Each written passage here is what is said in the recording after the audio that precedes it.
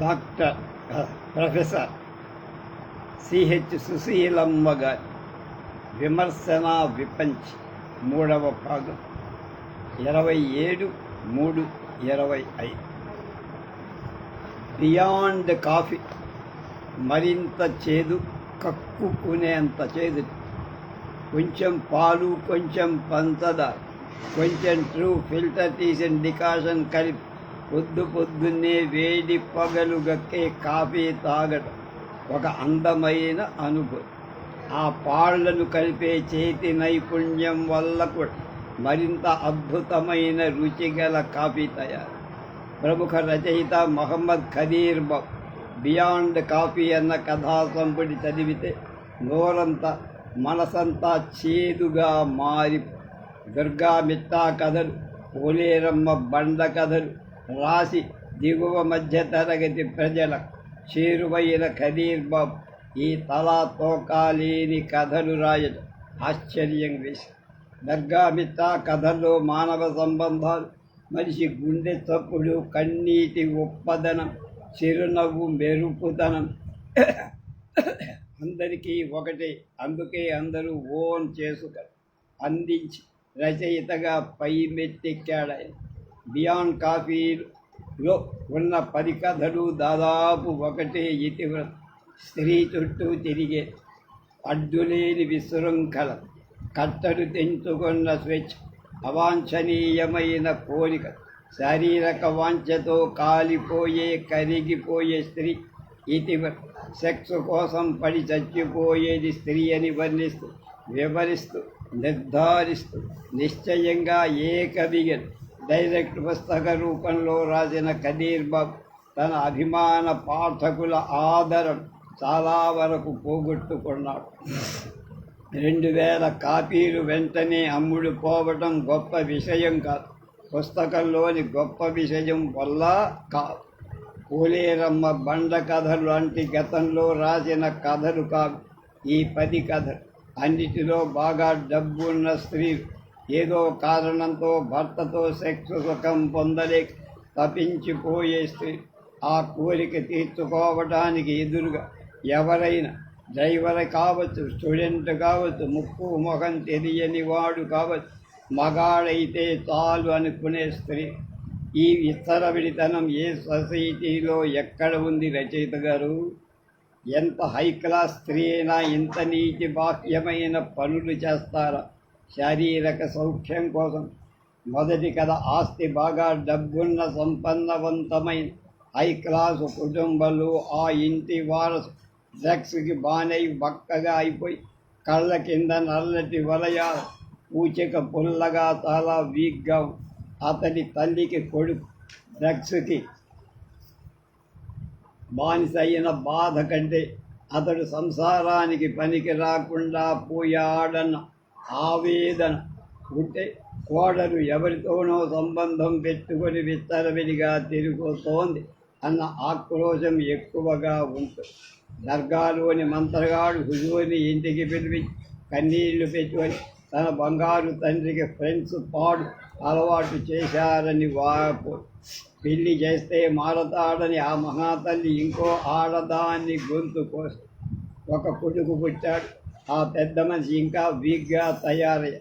మంత్రం ద్వారాను తంత్రం ద్వారా కొడుకుని ఆరోగ్యవంతుడిగా మారేలా చెయ్యటంలో ఆ తల్లి ఆవేదన కరెక్టే. కానీ డ్రగ్స్ అలవాటు ఉన్న కొడుకు పెళ్లి చేయదు, ఆమె తప్పు కాదా?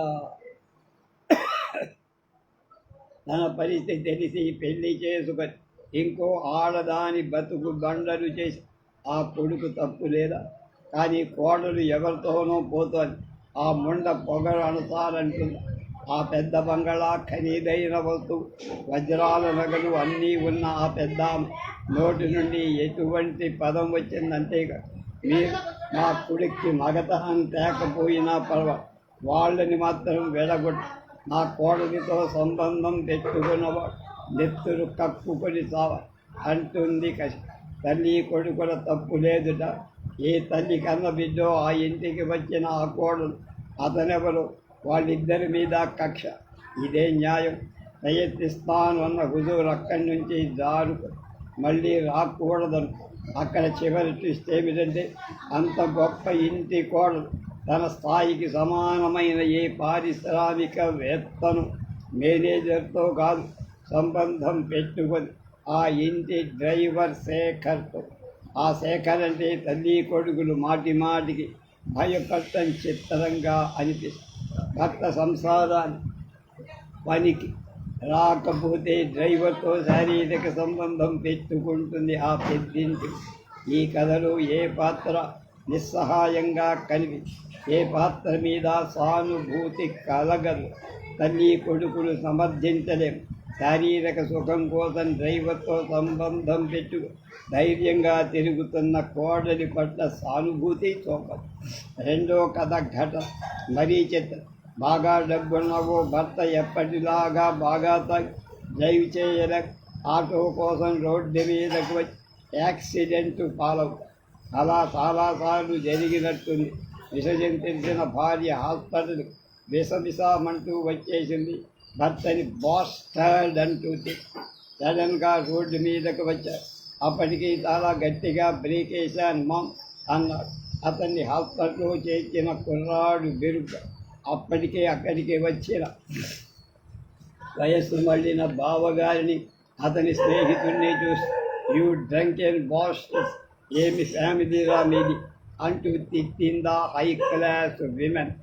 I am utterly fed up, good bye అని గట్టిగా అరుస్తూ టకటక బయటికి చేయి వెదిగి మైల్డ్గా హెడ్ ఇంజరీ అయిన భర్తని చూడకు.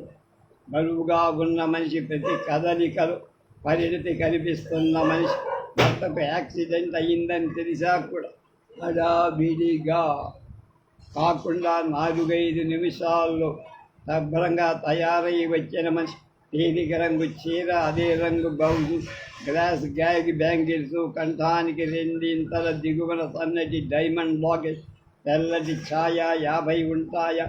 ఇది ఆమె గురించి రచయిత చేసిన వర్ణన. అక్కడ సందర్భం ఏమిటి, పరిస్థితి ఏమిటి, రచయిత చేసే ఈ వర్ణన ఏమిటి, ఏం చెప్పాలనుకుంటున్నారు ఈ ప్రత్యేక వర్ణనలో? ఆమె డ్రైవ్ చేయలేనంత అస్థిమితంగా ఉంది. అది పైకనేసి ఆయన్ని హాస్పిటల్లో చేసి తన బాధ్యత పూర్తయిన ఆ కుర్రాడు వెళ్ళిపోరా. నేను డ్రైవ్ చేయనా అంటాం ఓ విచిత్ర. కారులో వెనక సీట్లో కూర్చున్న ఆమెను చూస్తూ డ్రైవ్ చేస్తున్న కుర్రాడు మామ్ రిలాక్స్ పదే పదే ఓదార్చుతూ అంటూ ఉండటం మరింత విచిత్రం.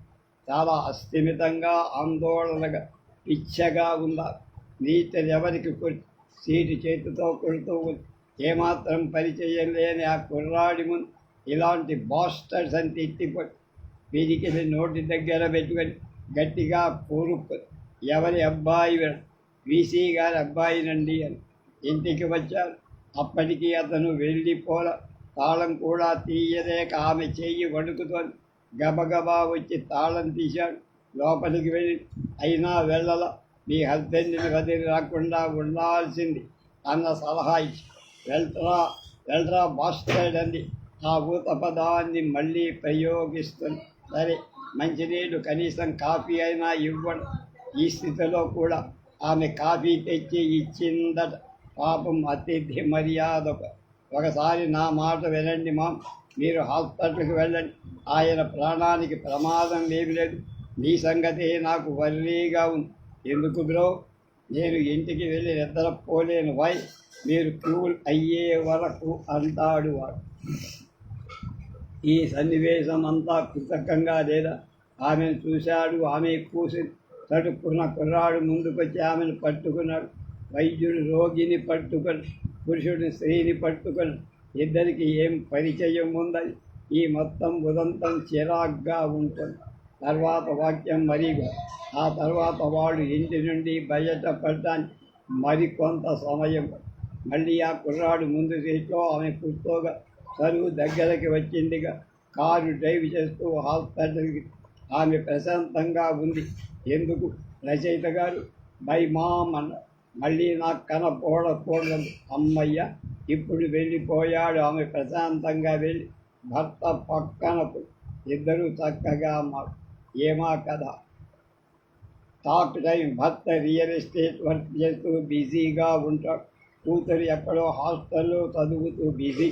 తీరుబాటుగా ఉన్న ఏమీ తోచని ఆమె ఫోన్లో భారీగా రీఛార్జ్ చేసుకొని న్యూస్ పేపర్ ముందేసుకొని కనపడ్డ నెంబర్కి ఫోన్ చేస్తూ అపరిచిత వ్యక్తితో మీకో మాట్లాడవచ్చా, ఒక నిమిషం అంటూ. 4వ కథ. ఇది వ్యభిచారం కాదు, శారీరక వ్యభిచారం కాదు, మానసిక వ్యభిచారం. స్త్రీ అంటే అంత చులకన రచయిత. 4వ కథ. వహీద్. పక్కింటి అక్కలాంటి జంషీదా ఆపా అంటే వహీద్. ఎందుకంత ఇష్టం, గౌరవం, ప్రేమ?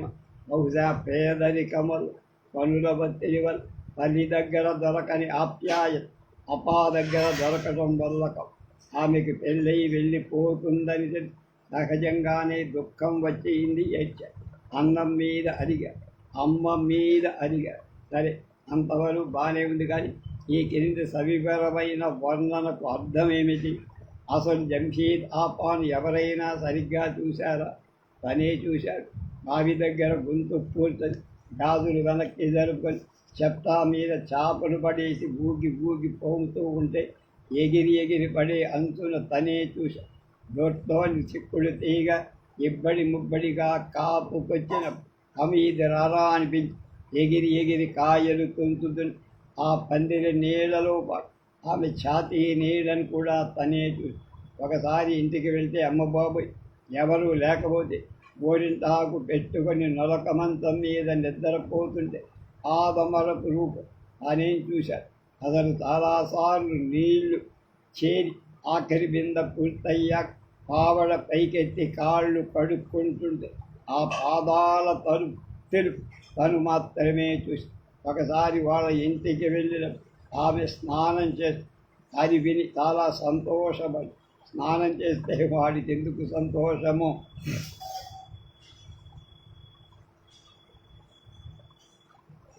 కానీ సంతోషం వేసిందంట. రచయిత ఏం చెప్పాలనుకున్నాడు అర్థంగా. 5వ కథ. మచ్చ. ఆమె చాలా శుభ్రంగా ఉంటుంది, ఇల్లంతా శుభ్రంగా ఉంటుంది. భర్తకి పిల్లలిద్దరికీ అన్ని వద్దగా అమరుతుంది, పద్ధతిగా ఉంటుంది, ఉంచుతుంది. కానీ ఆ పద్ధతి అటు ఇటు అయితే తట్టుకోలేదు, గట్టిగా అరుస్తుంది. షాపింగ్కి వెళ్తే ఎవరైనా మగాడు కాస్త భుజానికి తగిలితే బిగ్గరగా తిడుతుంది. ఎదురింటి కొడుకు కోడలు వస్తే వాళ్ళమ్మ గురించి నిర్దయగా కొట్టినట్టు బాధపడు. ఆమెకు శరీరం మీద నల్లగా ఏదో ఒక మచ్చ వచ్చి లేడీ డాక్టర్ దగ్గరికి, తర్వాత మళ్ళీ ఇంకో మచ్చ. అంతలో ఎదిరింటి అబ్బాయి ఫోన్. ఫ్లాట్ అమ్మేస్తున్నామని ఆమెకు ఇబ్బంది కలిగించిన తల్లిని తీసుకు వెళ్ళిపోతాను క్షమాపణలు అడిగాడు. ఎందుకో ఆమె బాగా ఏడ్చి ఆ కన్నీళ్లు ఆమె హృదయాన్ని కడిగేస్తున్నాయా, ఆమె దేహాన్ని క్షాళనం చేస్తున్నాయా? తర్వాత ఆమె కోపం తగ్గింది, ఒంటి మీద మచ్చలు రాల. మానసికంగా కుదురు పద్ధతి లేని స్త్రీ కథ. అసలు మానసికంగా ఎందుకు అలా తయారై అన్న విషయం రచయిత చెప్పాలి. ఏకాభిప్రాయం. ఈ కథలో అతను ఒక మంచివాడు, మంచితనాన్ని ప్రదర్శించేవాడు, కనబడ్డ వాళ్ళకల్లా సాయం చేసేవాడు, సలహాలు ఇచ్చేవాడు. మగవాళ్ళకి ఆడవాళ్ళకి తన స్కూటర్పై లిఫ్ట్ ఇస్తా, భార్యని పిల్లల్ని ప్రేమగా చూస్తా, భక్తి కళ, తల్లిదండ్రులను బాగా చూస్తా, సమాజంలో మంచివాడు అనిపించుకునేవాడు. ముఖ్యంగా స్త్రీలకు సహాయం చేసే మీ ఆయన మీతో బాగా ఉంటాడా, పనిలో వంటలో సహాయం చేస్తాడా, సినిమాకు తీసుకెళ్తాడా అని ఆసక్తిగా స్త్రీ పురుష సంబంధాలు ఒకసారి 2 సార్లు అయితే పర్వాలేదు, ఎక్కువైతే ప్రమాదమని మనసా నమ్మే జాగరూకత, ఎరుక కలవ. ఆ సహాయ పరంపరలు ఎన్నటిలాగా ఎప్పటిలాగా ఒకరోజు ఒక స్త్రీకి తన స్కూటర్పై లిఫ్ట్ ఇస్తారు. దారిలో చిన్న తోట, చిన్న అడవి లాంటిది. స్కూటర్ స్లో చేశారు. ఇంకా కాసేపు రెస్ట్ తీసుకుని పోదామండి అని స్కూటర్. ఆమెకి అతనితో ఏకాభిప్రాయం కలిగి ఆడవాళ్ల పట్ల రచయితకి చాలా చిన్న చూపు అనే అభిప్రాయం పాఠకులు కలగటానికి ఆశ్చర్యం. 7వది పట్టాయ. ఘోరమైన కథ. థాయిలాండ్లో మసాజ్ చేసే స్త్రీల కథ. డబ్బు కోసం తాపత్రయం, అదే మరి వాళ్ళ హృదయ విదారకమైన స్థితి. కానీ ఎక్కడా ఆ స్త్రీల పట్ల సానుభూతి కలగదు. జాగ్రత్తగా స్త్రీల వ్యక్తిత్వాలను విధ్వంసం చేస్తున్నట్టుగా కథ సాగు. అన్ని కథలాగా ఈ కథలో కూడా ఎవరి ముఖ్యంగా స్త్రీలకు పేర్లు పెట్టాలి. పచ్చి పెట్టే పంజాబీ మండ, కాఫీ కలర్ స్కర్ట్ది, లేస్ స్కర్ట్ పిల్ల, బండది, ఇవి సంబోధన. బాడీ షేమింగ్ దుర్మార్గం. థాయిలాండ్లో బాడీ మసాజ్ సహజమే, కానీ గత్యంతరం లేక అక్కడ దాదాపు అందరు స్త్రీలు మసాజ్ చేస్తామని బేరాలు ఆడటం ఎంత జుగుప్సగా వర్ణించాడు రచయిత. బోడిమండ, గుంటదార లాంటి పదాలు యథేచ్ఛగా ఒకరితో బేరమాడి తర్వాత తక్కువ వేలకు వచ్చిన అమ్మాయితో పోబోయేసరికి అక్కడ పెద్ద గొడవ.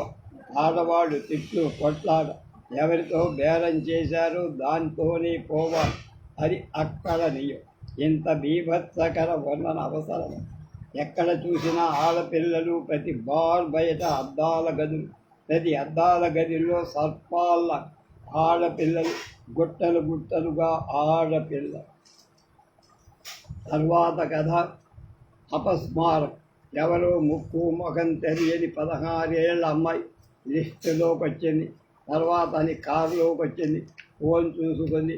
ఫోన్ నెంబర్ కావాలా అడిగింది. పైసల కోసం వచ్చానని. అబ్బే మరి అంత బరి తెగించి తిరగలేదు. ఇనార్బిట్ మాల్లోకి మూవీ చూపి లెగిన్స్ టాప్ కొనిపిస్తే ఒకసారి, సెల్ ఫోన్ కొనిపిస్తే ఒకసారి మాత్రం బాయ్ ఫ్రెండ్స్తో వెళ్ళింది. అతను కన్వీనియంట్గా ఊరికి దూరంగా కారు తీసుకెళ్ళాడు. కానీ ఆ కారును అనుసరిస్తూ వచ్చిన కొందరు కుర్రాడు డోర్ని బాధసాగి మాకు అమ్మాయి షేర్ చెయ్యమని డోర్ అద్దాలు బద్దలు కొట్టి భయంతో అమ్మాయి ఏడవసాగి ధైర్యం చేసి కారును వేగంగా ముందుకు దూకించి రోడ్డు మీదికి తెచ్చాడు.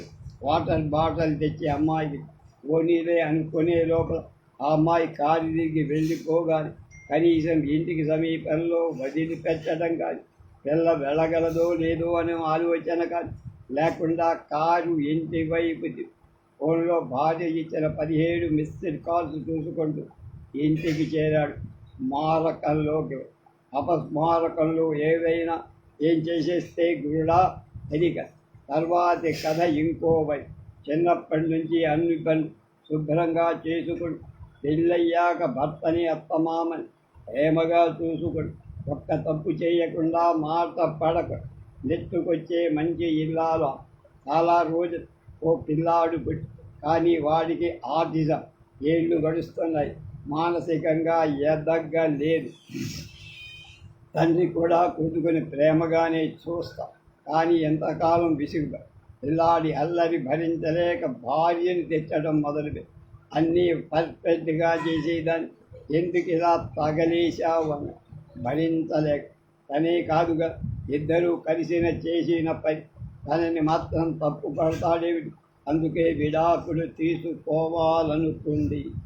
పిల్లవాడిని తీసుకెళ్ళి వెళ్ళిపోవాలనుకు తెలిసిన వాడు చెప్పిన లాయర్ని కలవాలని బయలుదేరి పొద్దునే బయలుదేరట్టుగా చీకటి పడింది. ఆ వీధిలో స్ట్రీట్ లైట్స్ నలుగురు వచ్చారు. ఆమె అణువడుగు కణకణము గబగబా చుట్టూ ముట్టాయి. దడి కట్టేశారు.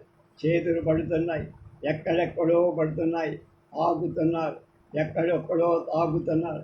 వత్తేసి నలిపేసి పిసికేసి ఒకడు ఆంచుకున్నాడు. ఒకడు తగిలించాడు. ఒకడు ఇంకేమిటో చేశారు. ఎంగిలి పడుతూ ఉంది. ఉమ్మి తాగుతూ ఉంది. పాము పాకుతూ ఉంది. 2-3 నిమిషాలు కళ్ళు మూసి తెరిసేంతలో పరుగెత్తుకుపోయా. 32 ఏళ్ల ఆమె గ్యాంగ్ రేపు చేసిన కథ ఎక్కడ ఎలా మొదలైంది, ఎక్కడ ఎలా ముగిసింది. ఈ సమాజంలో రేపు జరగటం లేదన, కానీ ఆటిజం పిల్లాడి ప్రసక్తే. డైవర్స్ తీసుకోవాలని రాయర్ దగ్గరకు బయలుదేరడం ఏమి, రేపుతో కథ ముగించడం. చివరిదైనా ముఖ్యమైనది బియాండ్ కాదు. ఆమెకి ఏదో అస్థిమితం, భర్తకు ఏదో ఆందోళన లేదా ఏదో ప్లాన్. ఆమె సాక్షిలో పనిచేసే రచయిత కదీర్ బాబును కలుసుకొని తన గోడంతా చెప్పుకొని ఎక్కడా బియాండ్ కాఫీ అనే ప్లేస్. అక్కడికి కొత్త కాఫీ కోసం జనం రారు. అక్కడ మాట్లాడుకోవచ్చు, బ్రౌజ్ చేసుకోవచ్చు, ఇంటర్వ్యూలు ఉంటే అక్కడే చేసుకోవచ్చు. ఉద్యోగం ఊడిపోయిందని మళ్ళీ దొరికే వరకు అక్కడే ఒక 400-500 ఖర్చు పెట్టుకుంటే రోజంతా గ్రీన్ టీ తాగుతూ ఉండిపోవచ్చు. సుఖంగా లేదు. అందుకే ఇది బియాండ్ కాఫీ అని. బియాండ్ కాఫీ అక్కడ కూర్చున్న ఎన్నో కాఫీలు, గ్రీన్ టీలు తాగుతూ ఆమెలు ఏదో తేడా ఉంది అనుకుంటారు. కానీ వెళ్ళిపో. శాంతమూర్తి మరి వింటూ చూస్తూ ఉంటారు. హ్యాండ్స్ని పదే పదే లేదా టేబుల్ అంచుని తుడుస్తారు. తన లోపల రగులుతారు అలజడి, ఆక్రోశానంతా ఈ రచయిత ఆ వ్యక్తికి ఎందుకు చెప్పాలనుకుంటుందో తెలియదు. మొత్తానికి పిచ్చిదనిపిస్తుంది. ప్రతి కథలో శారీరక సుఖం కోసం వింపల్లాడే స్త్రీని వర్ణించిన రచయిత ఈ కథలో మానసికంగా తడబడి తన్నుకులాడి అన్రెస్ట్గా ఉన్న స్త్రీని వర్ణించాడు. తన భర్త ఎవరో అమ్మాయి నగ్నంగా ఫోన్లో తీశాడని ఆమెకు చూపిస్తాదని 10th క్లాస్ చదివే కొడుకు అనుకోకుండా చూశాడని భయంగపడి ముక్కు ముఖం తెలియని వ్యక్తితో సరువుగా ఇవన్నీ చెబుతుందా? అన్నీ మాట్లాడుతుంది. మర్నాడు మళ్ళీ అక్కడే కలుస్తుంది. ఈలోపు ఆమె భర్త ఫోన్ చేసి అతనితో చెప్తాడు ఆమెను కానీ ఆ మర్నాడు కలుస్తారు. మొబైల్స్లో కెమెరాలు బ్యాన్ చెయ్యాలని మొమెంట్ మీ సాక్షి పేపర్లో తీసుకురాగలరా అని అడుగు. సంతకం పెట్టిన చెక్ షీఈజ్ మ్యాడ్ అనుకుంటూనే అతని చెక్కు ఎందుకు తీసుకున్నట్టు అతనికి వ్యక్తిత్వం, నిజాయితీ లేవ. పిచ్చిలేనా అలా? ఖాదిర్ భాయ్ ఏం చెప్పాలనుకున్నారు ఈ కథలు? న్యూ బాంబే టైలర్స్ రాసి మంచి కథకుడిగా పేరు తెచ్చుకున్న ఈ రచయిత స్త్రీల కక్షలు రాసిన కథలు అన్నట్టు స్త్రీల పట్ల చిన్న చూపు, తూష్ణీభావం, సెక్స్ కోసం ఉచ్చ నీచలు పట్టించుకోని స్త్రీ నిశ్చిత భావ వెలిబుచ్చితున్నట్టు గుణదోష విచారణ సారి ఈ కథల్లో గుణమేమీ కలపడు. మరి కలపడిందే చెప్పాలి కదా. స్త్రీలోని అరుదుగా ఉండే దోషాన్ని రచయిత పట్టుకొని పని కట్టుకొని రాసినట్టు అనిపి పాఠకులు మరికొందరు కూడా ఇలానే ఆశ్చర్యపోయినట్టు విన్నారు. నిరసనగా పెదవి విరిచినట్టు విన్నారు. ఒక ప్రాంతంలోని మనుషుల మనస్తత్వాలు, హిందూ ముస్లిం కుటుంబాలు కలిసిమెలిసి బతికిన మానస సంబంధ కథలుగా సహజంగా జీవితాలను చిత్రించిన కబీర్ బాబు పని కట్టుగా స్త్రీలోని శారీరక మానసిక బలహీనత భయంకరంగా విధ్వంసంగా వెళ్ళగక్కినట్టు ఈ కథలు చెప్తారు. రివ్యూ అంటే కథను పూర్తిగా చెప్పటం కాదు, కథలోని విశేషాన్ని చెప్పి పాఠకుడు చదివేలా ఆసక్తి కలిగేట్లు చెయ్యాలి. నేను ఈ కథను పూర్తిగా ఎందుకు వివరించానంటే కథా ఎత్తుగడ, నడక, అంతటా స్త్రీలను రాయటం ఎలా జరిగిందో ఆవేదనతో చెప్పటం కోసం. కాఫీ ఎంత ఇష్టమైన, మరీ ఎక్కువగా బాగా మెక్కుడ విపరీతంగా చేదెక్కిన కాఫీ ఎవరిష్టపడతారు? బియాండ్ కాఫీ మరింత చేదు, కక్కుకునేంత చేదు. తెలుగు కథ బంగారు మురుగు తొడిగిన శ్రీరమణ, ప్రముఖ రమణ రచయిత శ్రీరమణ గారికి నివాళి. 10 శతాబ్దం పాటు అదుపు లేక వైర విహారం చేసిన పేరడీ గారడీ ఇప్పుడు పేలవంగా పడి ఉన్న విట్టు, satire, fun, gun, humour, hammer, పట్టపగ్గాలు లేని చెలుపులు, సొరక మెరుపులు లాంటి వాక్య విరుపులు మొగబోయాయి. వెవ్వెవ్వే అంటూ వెక్కిరిస్తూ నవ్వించే కలం పాడి విరిగిపోయి ఒక్కోసారి తిన్నగా, ఒక్కోసారి తిక్కగా, ఏదేమైనా చక్కగా రాస్తున్న పెన్ను నిబ్బు నిలిచిపోయింది. అవును, శ్రీరమణ పెన్ను మూశారు. జూలై 19 ఉదయాన్నే అస్తమించి పుట్టినప్పుడు పెట్టిన పేరు వంకమామిడి రాధాకృష్ణ అంటే ఎవరికి తెలియదు. మాతామహులకు దత్తతకు వెళ్ళినప్పుడు పేరు కామరాజు రామారావు. అంటేనూ తెలియకపోవు. ముళ్ళపూడి వెంకటరమణ గారి రచనల మక్కువతో రమణ మహర్షిపై విశ్వాసం మళ్ళీ నేనే అనే పొగరు తనకు తానే శ్రీరమణ అని పేరెట్టేసుకుని కథన కుతూహలం పత్రికా రంగంలో కాలెట్టేసి మొదటి షాట్తోనే ముచ్చట పడిపోయి నందూరి రామ్మోహన్ రావు కాలం రాయమని కబురెట్టేసి రచన ఆయన సరదా ఇష్టం వృత్తి. ఇంకా మాట్లాడితే ఒక వ్యసనం. బ్రెయిన్ స్ట్రోక్తో తీవ్రమైన అనారోగ్యంలో మంచంలో ఉన్న దాదాపు చివరి రోజు వరకు తన రచనా వ్యాసంగాన్ని కొనసాగించాడు శ్రీరామ్. చిన్ననాడి హై స్కూల్లో చదివే రోజుల్లో అభ్యన వ్యాస రచన పోటీల్లో పాల్గొనే అలవాటు 17 ఏళ్ల వయసులో రామకృష్ణ మిషన్ వారు నిర్వహించిన వ్యాసరచన పోటీలో దేశంలోని ప్రథమ స్థానంలో నిలిచి మిషన్ వారి అతిథిగా శ్రీరమణగా హిమాలయాలకు కూడా వెళ్ళి వచ్చారు. చిన్నప్పటి నుంచి వ్యాసరచన పోటీల్లో ఎప్పుడూ తనకే రంగుల రాట్నం, సెటైర్లు, గిరగిరా తిరుగుతూ కథలు, కజ్జికాయలు, సాహిత్య తులాభారం, రీచర్చికాలం, అష్టవిధ పాఠిక, పొట్టలో చుక్క, హాస్యకర పరిణామ, ఉత్తర గ్రహణం, వీడ్కోలు సభ, శ్రోతల సరఫరా కేంద్రం, కార్తీకంలో కవిత్వ సమారాధ, పురోహిత పత్రికలు, కవి సమ్మేళనానికి దశసూత్ర పథకం, దిండు కింద పేకము, అద్దె కొంపలో అపరాధ పరిశోధన వంటివి చదువుతూ ఎక్కడో ఓ చోట ఎవరో ఒకరు ఆగి నా మీదే వేశాడు రోయ్ అని ఉలిక్కి పడక మాలరు. కానీ కోపంలో హాయిగా నవ్వేసుకుంటా. పర్లేదు, మొత్తానికి నా బాణీ నా గుర్తు పట్టేశాడు, ఇంకా ఏమేం రాస్తాడు అనేసుకుంటా.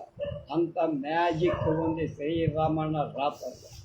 పేరడీలు ప్రముఖ కవులు రచయితలందరిపై విస్తృతంగా రాసి పుస్తకాలు వేసింది తెలుగులో రమణ గారొక్కరి. అవి కంఠతా పట్టేసి కొన్ని పేరడీలు రాసి పేరడీ పెరేదంటూ అర్థించింది రచయితను నేనేమో అనుకుంటోంది సుశీలమ్మ. తను పేరడీ చేసిన వారు అందరంటే రమణకి అభిమానం, భక్తి, గౌరవం. అందుకే శ్రద్ధగా చదివి బహుజాగ్రత్తగా వారి నాడిని పట్టేసి ప్రేమగా రాశారు.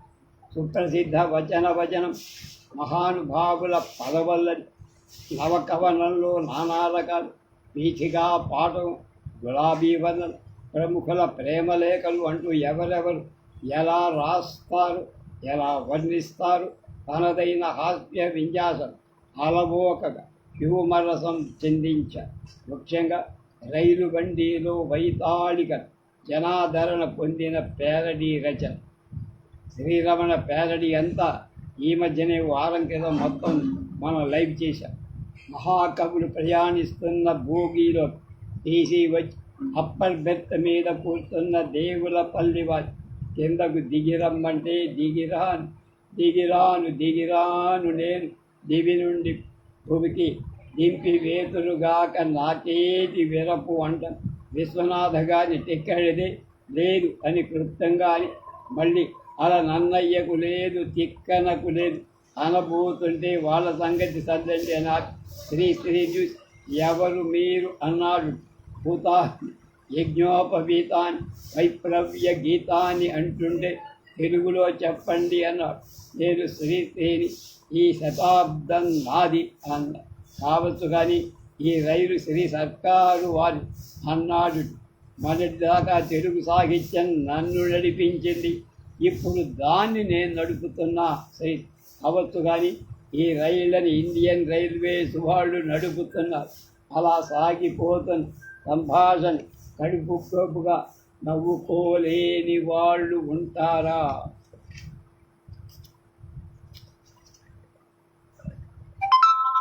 లేడీస్ కంపార్ట్మెంట్లో ఎక్కిన గుడిపాటి వెంకటచలం 5-6 స్త్రీలతో ఏదో స్టేషన్లో దిగిపోయారంటాం. దేవులపల్లి వారు 2వ టికెట్ ఊర్వశి కోసం తీసుకున్నారు అంటాం. ఈ ప్రకటనలో హైలైట్. ఆంధ్రజ్యోతిలో వెలువడిన పేరడీలని పుస్తక రూపంలో తెస్తున్న పీఠిక రాస్తూ ఈ పీఠిక మీద నేను పేరడీ రాస్తాడేమో అని జంకుతూ రాసి శతైరుకు రెడీ స్వతైరుకు పెడి శ్రీరమణ ప్రతి పేరడి చిత్రోక్తుల గారడి అన్నారు నండూరి రామ్మోహన్ రావు. ఆంధ్రజ్యోతిలో రాస్తున్న రమణలోని మార్పుని గుర్తించిన బాపురమణు మేము శ్రీరమణ అభిమానులు అని ప్రకటించే మద్రాసు పట్టుకుపోయి వారి సినిమాల్లో ఈయన ఏం చేశారంటే ఏం చెయ్యలా అన్నీ తానై తోడు నీడై నిలబడి పత్రికల్లో రాయటమనే మత్తులో పడి ఫీచర్స్ రాసే మూతిలో పడి కథలు ఎక్కువ రాయి కానీ రాసిన గుప్పడు ఆణిముత్య 4 ఎకరం కథలో రైతు జీవితం యథాతథంగా చెప్పి పొలాన్ని దుక్కి దున్నడంలో రైతు పొందే ఆనందం ట్రాక్టర్లు రావటంతో ఎలా పోయిందో ఎద్దుల్ని ప్రేమగా పెంచుకోవడం పందాలకు సిద్ధం చేయ గిరిజాక వాటికి బహుమతి కలిగే వెండి తోళ రంగు కుస్తుల చెన్నాకోల భజన చెక్క గజ్జెల బట్టి అవన్నీ మన సేద్య రేపటి తరాన్ని ఈ వైభవాన్ని సంస్కారాన్ని 2 దోసిళ్లతో అందించాలనిపిస్తారు రాఘవయ్య పాత్ర.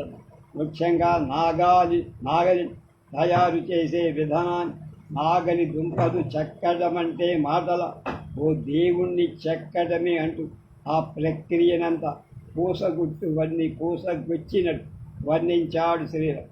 కానీ వ్యవసాయం గిట్టుబాటు కావడంలా రైతులు ఉసూరమంటున్న గుడికి దేవుడికి వైభవం తగ్గిపోయి అదే సమయంలో పడి తప్పుడు లేక పైనుంచి దిగిన డేగల రియల్ ఎస్టేట్ ఊరిలోకి దిగి కార్పొరేట్ కాలేజ్ హాస్పిటల్ అంతస్తుల భవనాలు కట్టిస్తున్నామని భూములకు పొలాలకు ఊహించనంత రేటు పలికింది. అందరితో పాటు సాంబశివరావు సరే 4 ఎకరాలకు 5 కోట్లు. తండ్రి రాఘవయ్యాను సాంబ భూమి మీదకి వచ్చాక కొన్ని బాధ్యతలుంటాయి, పతోడికి కొన్ని బాకీలుంటాయి, వాటిని తీర్చాలి. ఎగయకూడదయ్యా, ఎంత శ్రద్ధ మనం మరుసులం గందా అంటాం. గతంలో 3 ఎకరాలు తలకాపి అప్పు చేసి కూతురికి పెళ్లి చేసి పంపాడు రాబడి ఎవరికో అమ్మే బదులు నువ్వే తీసుకో తల్లి అని మాట ఇచ్చి అది మర్చిపోరా అని అవతల అడుగున మరుగున పడి అది మమతల అడుగున మడుగులు. కానీ ఇప్పుడు వాలిన డేగ కన్ను చాలా సూక్ష్మమై విదేశాల్లో ఉన్న కూతురు అల్లుడు మనమరాలికి చెక్కెట్టుకొని మరీ తెప్పించి ఆ పిల్లకు ఓణీల ఫంక్షన్ చెయ్యాలని ముచ్చటపడితే ఆ ఖర్చు భారీగా పెట్టి 3 ఎకరాల పాత సంగతి కూతురు తీసుకువచ్చిందా? 4వ ఎకరం ఎవరిది? ఉలవచారు అంటే రాఘవయ్యకు ఎందుకు కోపం? ఎందుకు చేతులు కాల్చుకుంటాడు? నీళ్ల కంటే రకతం చిక్కన, పచ్చ నోట్ల రంగులు తేనె కంటే చిక్కన ఎందుకన్నారు? ఈ కథలో రాసిన విషయాలు మానవ సంబంధాలు, రియల్ ఎస్టేట్ ఎంత రేటు ఎలా కట్టిందో ఇప్పుడు ప్రత్యక్షంగా చూస్తున్నారు. ఈ కథ ముగింపు గుండెను తొలిచేసి రచన వజ్రోత్సవ విహంగ వీక్షణ సంపుటి కోసం ప్రత్యేకంగా శ్రీరమణ రాసిన ఈ 4వ ఎకరం వారి చివరి కథ. శ్రీరమణ కథ విశ్లేషించడానికి ఎన్ని పేజీలు రాసినా సరిపో. తనివి తీరా చదవాలి, మనసారా అనుభవించాలి. నవ్వుల ధారతో, దుఃఖపు జీరతో కళ్ళలు నీరు తెర. బంగారు మురుగు కథలోని బామ్మని, ఆమెని ప్రేమని ఎవరు కోరుకో. ఆధ్యాత్మిక గురువుల ఆడంబరాలను, పీఠాధిపతుల ఆచార వ్యవహారాలలో డొల్లతనాన్ని ధిక్కరించే ధైర్యాన్ని ఎవరు మెచ్చుకోరు. 80 ఏళ్ల వయసులో పండిపోయిన జీవితానుభవం, దాంపత్యం గురించి ఆమె చెప్పిన సత్యాలు, జీవిత సూత్రాలు ఎలా ఎవరు మర్చిపోరు. ఆ పిల్ల గోరింటాకుతో పారాణి పెట్టుకుంటే నీ కాళ్ళు పండ, నువ్వు ఆకు వక్క వేసుకుంటే అమ్మడు నోరు పండ. నాది అనుకుంటే దుఃఖం, కాదు అనుకుంటే సుఖం. బామ్మ చెప్పిన ఈ బంగారు మాటలు ఎంతో రహస్యం, తత్వం, గీతాసారం. గుంటూరు జిల్లా తెనాలి దగ్గర వరాహపురం అగ్రహారం 21 సెప్టెంబర్ 52లో పుట్టిన శ్రీరమణ పల్లె వాతావరణాన్ని ఏనాడు మరచిపోల. మనుషుల మధ్య ఉండే సంబంధ బాంధవ్య ప్రేమానురాగాలు తెలిసినవ. ఆచార వ్యవహార పండగలు పబ్బాలు మాత్రమే కాదు, వృత్తులు వాటి నైపుణ్యాలు కళ్ళారా చూసినవ. తన రాతల్లో మన కళ్ళెదుట చూపించినవ. చిన్ననాటి జ్ఞాపకాలన్నీ ఆయనకు గుర్తు. మనుషుల్ని కూడా ఎన్నాళ్ల తర్వాత కలిసిన చూడగానే గుర్తుపట్టేస్తా. భేషజం లేకుండా పలకరిస్తా. మాట కలిసిందంటే ఇక ఆ ప్రవాహం అలా కొనసాగాల్సి. ఎన్నెన్ని జ్ఞాపకాలు అనుభవాలు చెబుతూ ఉంటే వినేవాళ్ళకి విసుగు అస్సలుగా. మధ్యలో ప్రముఖుల మీద వేసే చమక్కులు మరింత అందగిస్తాయి.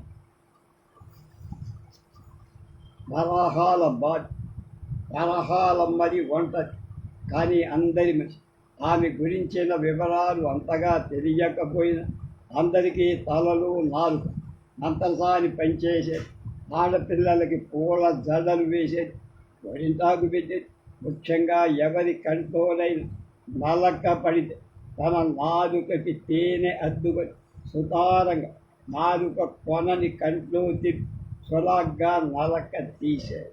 ఒకసారి అటుగా వచ్చిన జగీర్దార్ కంట్లో నలక తీసి ఆమె కాళ్ళకి బంగారు నాణ్యాల సంచి ఇచ్చి వెళ్ళి మసీదు పక్కన రావి చెట్టు దగ్గరే ఆమె చిన్న ఆ ఊళ్ళో హిందూ ముస్లింలు కలివిడిగా వరసలు పెట్టుకొని పిలుచుకునే వాళ్లే కాదు, పూర్తి పేర్లు ఎవరికీ తెలియదు. ఇన్ని వృత్తుల వాడు సామాన్యంగా సామరస్యంగా పనులు చేసుకుని సహాయాలు చేసుకునే పేర్ల పండగ శివరాత్రి అందరి. నీటి కొరత మాత్రమే వారి బాధ కష్టం.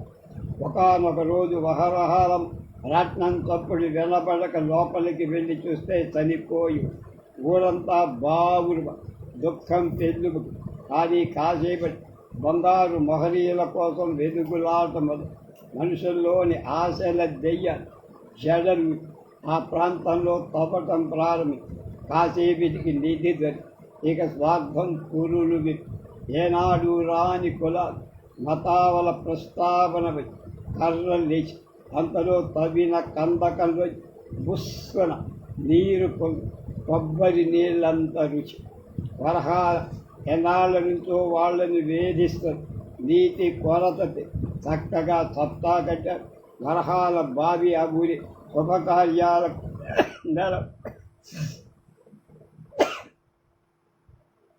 ఊరికే ప్రతిష్ట వచ్చి అలా హాయిగా సంతోషంగా గడిచిపోతున్న ఊరి సందడి సంబరంలో మళ్ళీ ఎందుకు తుఫాను వచ్చింది, మళ్ళీ ఎందుకు కర్రలు కత్తులు లేచాయి, చివరికి ఏమైంది, మానవత్వం నిలిచిందా?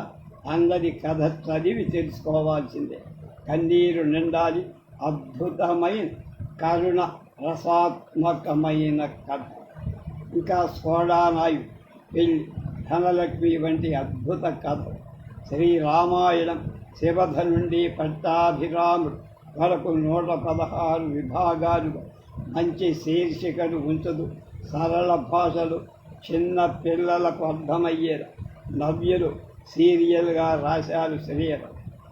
వారం చిత్రకారు పి. చిదంబరం ఆకర్షణీయమైన బొమ్మలేసి తర్వాత BVIT నంబూరు 270 పేజీల పుస్తకంగా దాన్ని తీసుకొచ్చి వెంకట సత్య స్టాలిన్ సంగీతం నుండి సైన్సు వరకు అరు పెరగకుండా ఎడాపెడ ఉపన్యాసాలు ఇస్తుండే పాత్ర సృష్టించి నవ్య వారపత్రికలో రాయసాగారు శ్రీరామ్. జ్ఞానగ్రహంగా చెప్పుకోదగిన అసామాన్యమైన అతని వైఖరి. సాక్షాత్ ముళ్ళపూడి వెంకటరమణి మురిసిపోయారు. శ్రీరమణికి ప్రియమిత్రుడైన ఆర్టిస్టు మోహన్ అడిగి మరీ పంపబడి ఇష్టంగా బొమ్మలు గీసి పెట్టారు పుస్తకంతో. టీ కొట్టుల్లో, రైలు పెట్టెల్లో, లారీ రిపేరింగ్ కార్ఖానాలు రికామీగా సిల్క్ లాల్చీతో ఉంగరాల జుట్టుతో అదే పనిగా తన వాగ్ధోరణి వాయిస్తూ ఉండే ఎందరికో ప్రతినిధి ఈ వెంకట సత్య స్టార్. అతని గిరీశానికి తమ్ముళ్ళాంటి వాడు. కానీ అతని కంటే 16 ఆకులు ఎక్కువ చదివినవాడు. దీన్ని కూడా BBIT నంబూరు వారే ప్రచురించారు. ఒకేసారి 2-3 పత్రికలు ఫీచర్స్ రాసేవాడు శ్రీరామ్. ఈరోజు వార్తగా వచ్చిన సంఘటన వెంటనే స్పందించి మర్నాడు దాన్ని సటైరికల్గా రాయటం వేడిగా ఎవరెవరికి ఎంత వడ్డించాలో కాలంగా రాశారు. దానికి గురైన వారు కూడా నవ్వుకునేంత వ్యంగ్యం, భాషా పటిమ, శరీర రమణ. ఆయన వ్యంగ్యాలు సెటైర్ ఎక్కుపెట్టిన బాణాలి. కానీ ఆ బాణాలు నవ్విస్తాయి. అవి అలా రాయడం కత్తి మీద సాము వంటిదని ప్రేక్షకులు ఊహించరు. మర్నాడు ఏం రాస్తాడు అని ఎదురు చూస్తారు. అలాంటి తన రాతకి అభిమానులై పాఠకుల రీచ్ అయ్యేంత రిచ్గా ఉండేవి ఆయన ఆంధ్రజ్యోతి, ప్రభ, నవ్య వారపత్రిక కాలమ్స్ రాశాడు, కథలు రాశాడు. పత్రిక అనే మాసపత్రిక కొన్నాడు. గౌరవ సంపాదకుడుగా ఉన్నారు. శ్రీ పొట్టి శ్రీరాములు తెలుగు యూనివర్సిటీ వారి కీర్తి పురస్కారాన్ని 1914లో ఆయనే అప్పుడే అందుకున్నారు. మిథునం శ్రీరామ్ అని పేరు తెచ్చి పెట్టిన కథన మిథునం 1997 నవంబర్ ఆంధ్రభూమి వీక్లీలో 4 వారాల పాటు వచ్చి దీని కథను చదివి బాపు తన ఆనందాన్ని వెల్లడించాలి. మరొక మార్గంతో కథనంతా స్వయంగా తన చేతి రాతతో 28 పేజీలు రాసి పంపారు. దాన్ని బాపు అమెరికాలో ఉన్న మిత్రుడు డాక్టర్ జంపాల చౌదరిగా పంపారు. ఆయన తన విశ్లేషణతో పాటు నెత్తిలో పెట్టారు. కోరిన వారికి బాపు దస్తూరితో ఉన్న ఫోటోస్టాట్ ఉచితంగా పంపుతారు. అలా 100 మందికి పైగా చేరిందాక ఆ సంవత్సరం ఢిల్లీ కథ జాతీయ అవార్డు మిథునానికి వచ్చి రచన సాయిబాబు దస్తూరితో యథాతథంగా రచన 1998 ఫిబ్రవరిలో బాపు గారు వేసిన 4 బొమ్మలతో ప్రచురించి అద్భుతమైన అర్ధనారీశ్వర రూపాన్ని రచన ముఖ చిత్రంగా వేసి దస్తూరి తిలకం పేరుతో మళ్ళీ పాఠకుల చదివి ఆనందించారు. మరోసారి 2000 మేలో రచన సంచిక కేవలం ఒక్క మిథునం కథతోనే వెలువడింది. 5 కాపీలు నాకు అందాయి. సాయి ఆత్మీయంగా పంపిస్తుంది.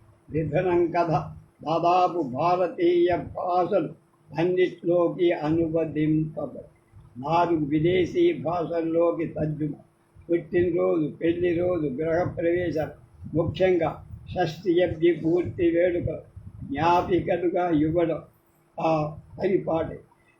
జ్యోతి చిత్ర సంపాదకు డాక్టర్ వివేకానందమూర్తి రచయిత మిథున చక్రవర్తి అని సరదాగా బిరుదులాగా పిలిచి ఒకనొక మహానగరంలో రాజమహల్ లాంటి ఇల్లు కట్టుకొని దానికి మిథునం అని పేరు పెట్టుకొని రచయితకి బంగారు కాసు కూడా పంపారు. మలయాళంలో సినిమాగా ఎంపీ వాసుదేవనాయర్ ఒక చెరు పుంజరి ఏ స్లెండర్ స్మైల్ అని తీశారు. ఆ సినిమా ఏషియా ఫిలిం ఫెస్టివల్లో అవార్డు వచ్చి తెలుగు నాటక ప్రదర్శన జరిగి ఆకాశవాణి రేడియో నాటికగా కూడా రూపొంది.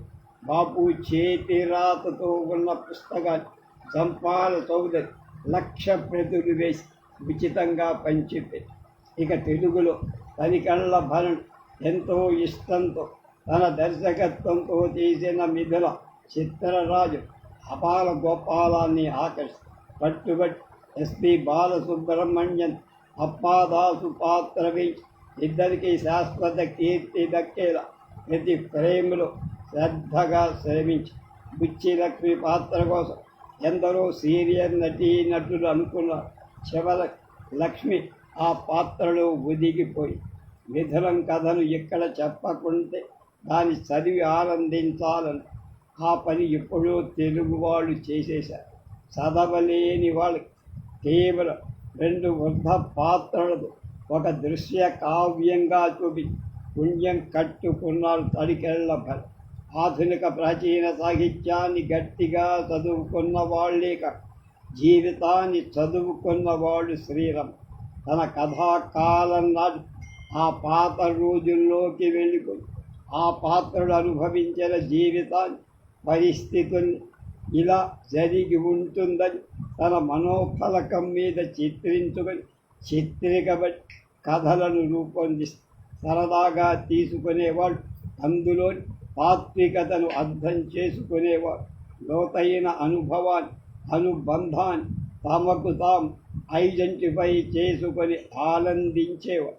కొన్ని సన్నివేశాలు, ముఖ్యంగా ముగింపులో కళ్ళ నీళ్ల పర్యంతం అయ్యేవారు ఎందరో పాటలు.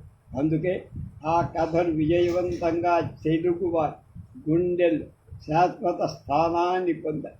మిథునం కథ 60 ఏళ్ళు జరిగిన కథ. వేర్వేరుగా కనిపిస్తున్న రూపాలే తప్ప నిజానికి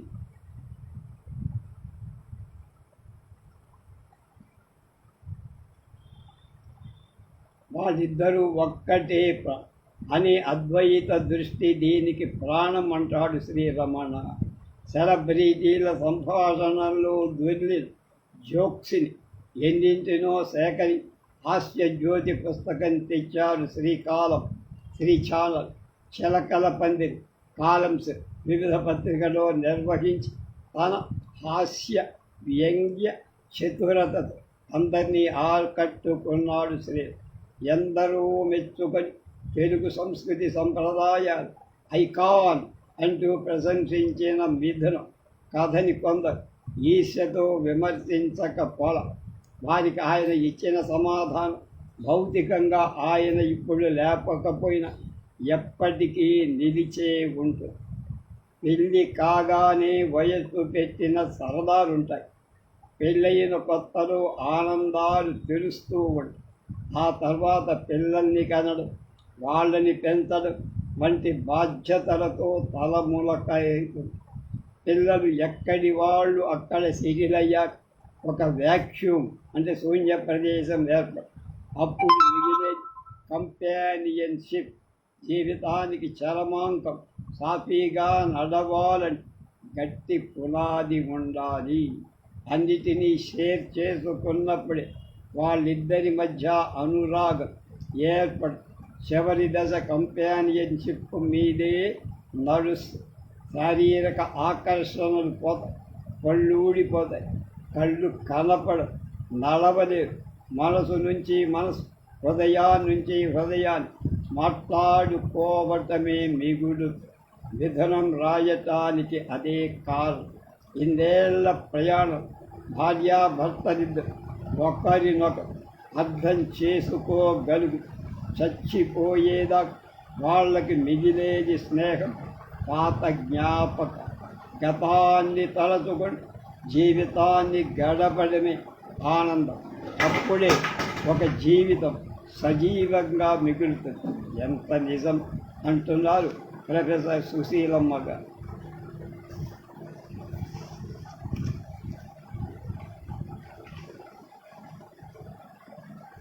రేపు సీమ జీవన చిత్రణ కథాకేతన్ ఆచార్య కేతు విశ్వనాథరెడ్డి గారి కథల గురించి రేపు మనం తెలుసుకుందాం.